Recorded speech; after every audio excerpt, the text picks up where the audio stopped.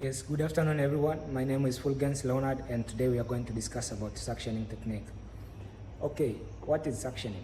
First of all, suction is one among the procedures or one among the techniques that helps in clearing the respiratory tract, and also is one among the bronchorespiratory hygienic technique that used to clear secretions in the lungs for various conditions like COPD, asthma, and various conditions where the patient will have secretions in the lungs.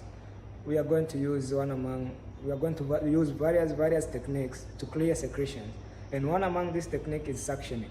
So we are going to use the suctioning machine as our instrument to clear the secretions from the lungs, and it will help the patient to have clear airway and to have a clean respiratory tract that is free from infections.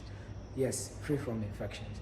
So first we are going to see the parts of a suction unit or suction machine.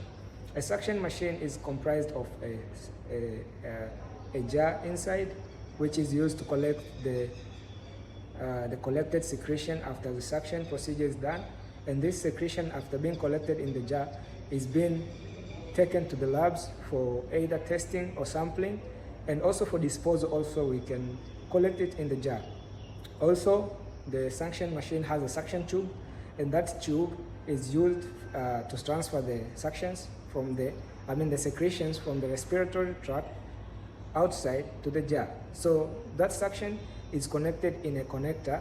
That connector can also be connected with oxygen therapy. If the patient is on oxygen therapy, the oxygen can be connected through the connector, and while doing suctioning, the patient cannot complain of hypoxia or undergo any hypoxic condition. Okay, so far we have seen the parts of a suction machine, and so we are going to see how we are going to conduct our procedure for suction. Okay, during secretion or during suction technique, we have to use also various equipments, like we have to make sure there is maximum hygiene of both the therapist and the patient.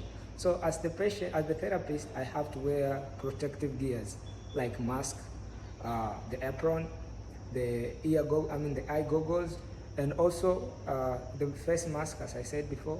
And also we have to be equipped with some instrument like stethoscope, and also the ambu bag while giving the breaths to the patient if the patient needs oxygen. So we can use the ambu bag as our oxygen unit.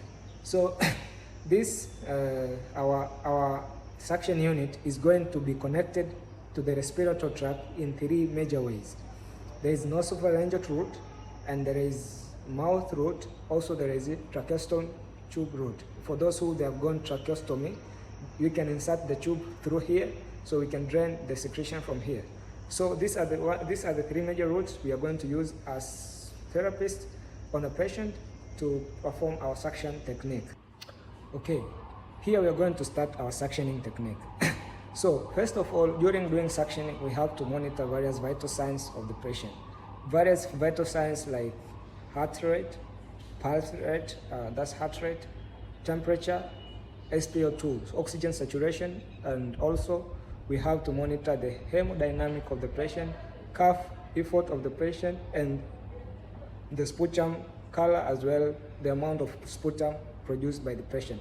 So we are going to start our suctioning technique. As I said, we have to make sure the patient is well relaxed and in a well position, and that is supine position. And here we have to check the vital signs of the patient before and after suctioning. So we have to make sure the vitals are well stable while doing suctioning and after suction also. So we are going to, after monitoring our patient and make sure all the vitals are well monitored and they are stable, we are going to to start our suctioning technique by inserting the suction unit. But before inserting this suction catheter, we have to make sure the patient has maximum oxygen support.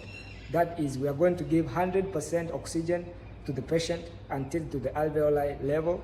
By the ambu bag, we are going to give 3 to 4 to 5 breaths to the patient by using the ambu bag.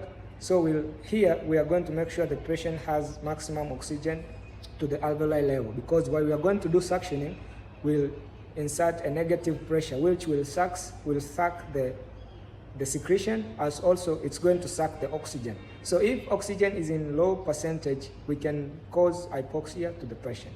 So we have to be very careful on this to avoid complication of this suctioning condition or this suctioning technique. So after this, we are going to insert our suction catheter to the respiratory tract, and slowly on the connector, as I said before, the suctioning unit has the connector. There is where we are going to release our negative pressure slowly. And this negative pressure will suck the secretion, and therefore we can rotate the suction tube so that we make sure there is equal sucking of these secretions. So we'll rotate the suction tube and we'll remove, and this technique can be repeated 3 to 5 times per session to make sure there is total secretion removal on the patient. So after this secretion is collected in the jar, we can dispose the secretion as well. We can take them to the lab for other sampling or for tests and check if there is any other condition on the patient or something that is associated with the sputum production. My name is Fulgens Leonard, and this was the suction technique. Thank you.